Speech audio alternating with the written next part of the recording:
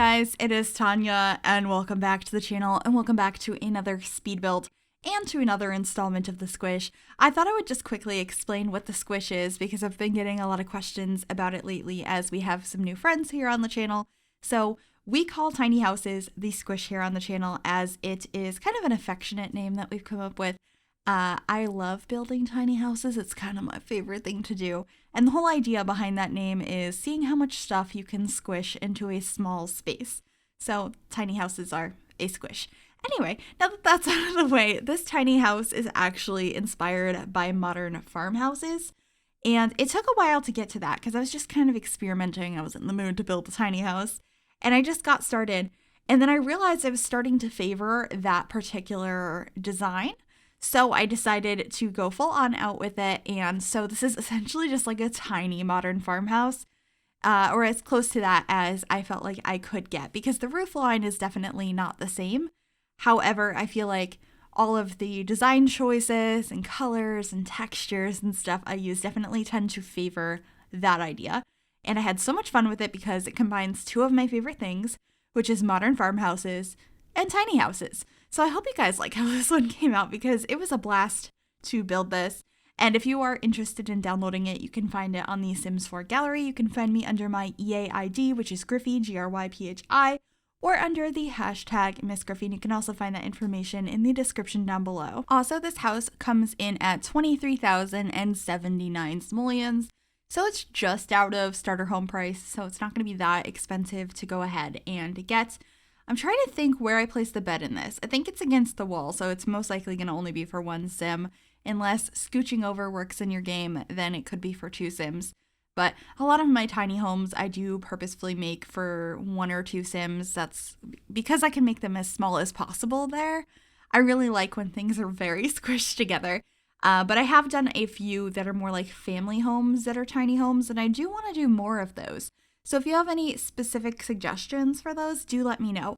But this is actually only a 31 tile micro home. So is that tier 1 or tier 3? I always get it confused. I know which one's tier 2, but is the smaller home the tier 1? And then the larger home, like the small home, is a tier 3, and so micro is tier 1. I get them confused. Does anybody else get them confused? Please let me know I'm not the only one. I mean, I very well might be the only one, but if you also get it confused, I would love to hear that, so I don't feel alone, and hopefully somebody else relates, so they know they're not the only one too.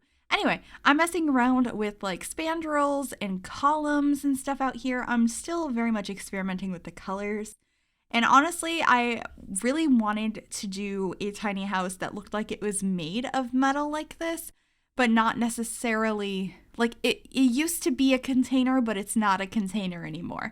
I feel like I see a ton of tiny homes that use this material on the outside, but they're obviously not just a container that was converted. It's really just using that same type of material on the outside, that metal. And so that's what I was going for with this build. There's some outdoor seating here because inside, I don't think there's no couch and stuff inside. Inside there's the bed. There is a desk. Well, it's not a desk. You'll see what I did inside. I had some fun experimenting a little bit.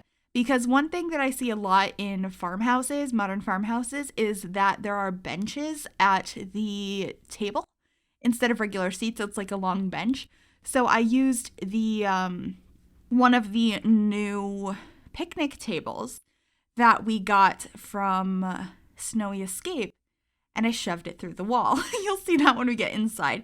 I thought it looked really cool, and I was very excited about that idea. I'll probably end up doing that again at some point in the future. I really like the idea of using picnic tables on the interior of builds. I can't be the only one that feels that way, but I just really like it. But playing around with the roof and adding some of this fence, is that a base game fence? I think it is. I never use it because it's so busy, but I feel like as an accent piece, like I've used it here, it kind of works. And of course, adding some more flowers and stuff around. I just have to add so many plants. I did have fun landscaping this lot. I quite enjoy building on the island in Windenburg, so this is the mid-nowhere lot in Windenburg. Windenburg is such a good world.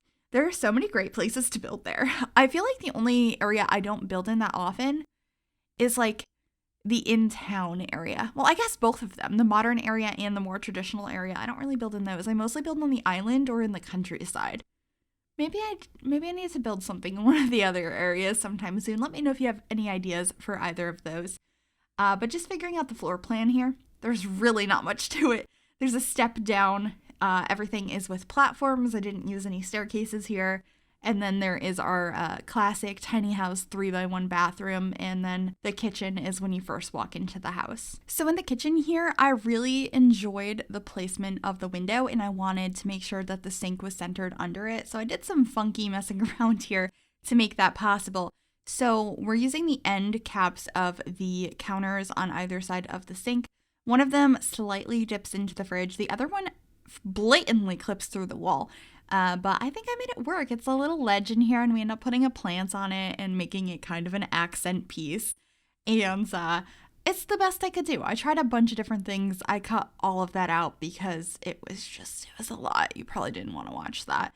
But I'm happy with the solution I did find here because it allowed for this centered sink, which just looks so much better than if it was off to the side. And of course, I used the farmhouse sink from Parenthood. That's such a good sink. I forget we have it most of the time. I don't know why.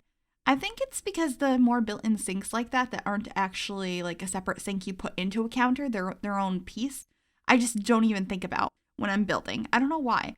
But over here, this is gonna be where the bedroom space is. I end up using this bed from Eco Lifestyle.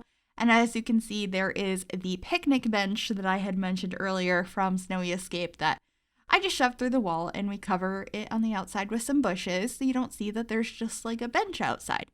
Because that's kind of odd. It's just a little bit strange, but I really like how it looks on the inside. It fits nicely. It's a good spot for your Sims to go ahead and use the computer or eat or do whatever you'd like to do. It is a sitting location, and I was happy with how that looked. Adding some curtains in here, you'll also see there's like a little dresser thing under the shelf in the corner that's clipping through the floor. I thought about putting that there, but I didn't end up keeping it in the end, so yeah, it's gone now. Perfect. There isn't a dresser in this, but there's mirrors, and you can go ahead and change your Sims' appearance and plan all their outfits and stuff via a mirror, so I thought it was fine. And I had imagined that there was probably underbed storage or something like that in this tiny home, because that's pretty realistic, having your bed on some sort of spring system so the whole mattress comes up and the entire underneath is full on storage. Or having drawers in the steps, so imagine the platforms heading up into the kitchen space are actually ones that can either pull out or open up from the top to keep extra storage in. So obviously me having that idea in mind doesn't make it so your Sims actually have that storage, but luckily your Sims don't need it. They only really need a way to plan outfits and stuff, which, like I had mentioned, thankfully can be done with a mirror. You don't actually need a dresser, so hopefully you guys don't mind that too much. I know it's not as realistic looking, but hopefully the whole idea of storage in other areas makes that a little bit more realistic. But over here in the kitchen, I'm just adding some utensils. I'm also adding a fire alarm and your temperature controls. And then we're going to be heading on into screenshots. This went by really quickly. I hope you guys enjoyed this one. It was a lot of fun to do. And like always, if you guys liked this video, please give it a big thumbs up. That really helps me out. You can also subscribe to the channel if you haven't already. If you're new here, I'd love to have you join us. And if you click that bell, it'll turn on notifications so you'll be notified of every single time I upload a new video.